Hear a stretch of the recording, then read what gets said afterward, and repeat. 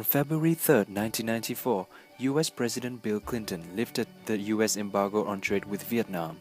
On March 4, 1994, the American Chamber of Commerce in Vietnam, AmCham Vietnam, was re-established informally by American business representatives meeting in Ho Chi Minh City. In January 1996, AmCham Vietnam, Ho Chi Minh City chapter, was approved as an organization member of the U.S. Chamber of Commerce. On September 19, 1998, the People's Committee of Ho Chi Minh City issued a license for the establishment of a Foreign Business Association in Vietnam to AmCham.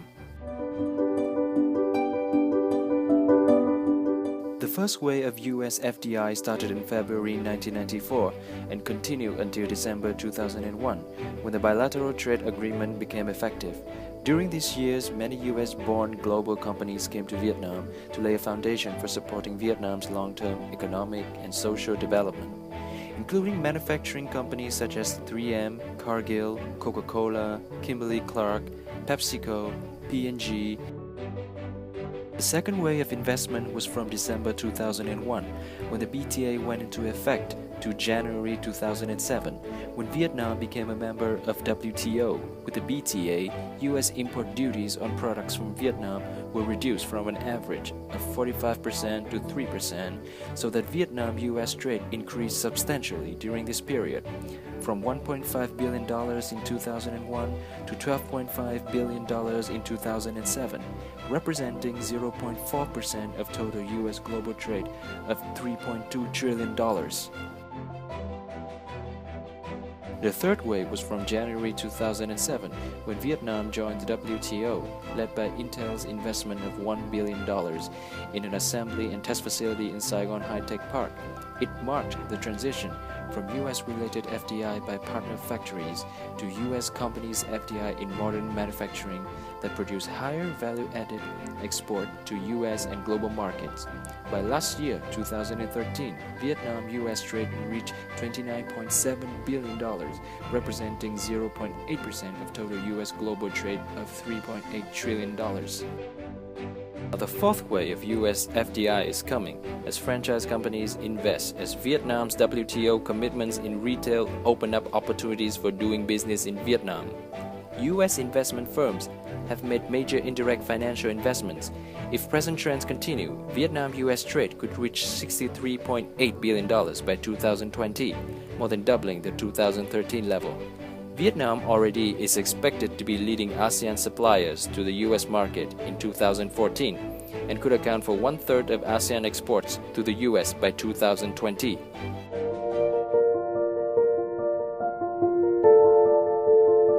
In early 2013, there were many doubts in Vietnam about the benefits of joining TPP. On May 8, 2013, AmCham organized a meeting with representatives of VCCI, the leading business club, and Vietnam's key export industry associations, VITAS, LEFASO, HAWA, VASEP, which account for about two-thirds of Vietnam exports to the US, to explain the benefits of TPP, including technical assistance to help Vietnam implement the commitments.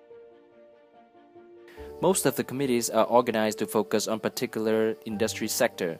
In addition, committees identify and analyze issues and prepare position papers with recommendations to local and central government authorities on how to improve the business environment. We conducted a campaign of education. We looked at health issues, we looked at taxes in other jurisdictions, and we informed government decision makers, policy makers, what our findings were.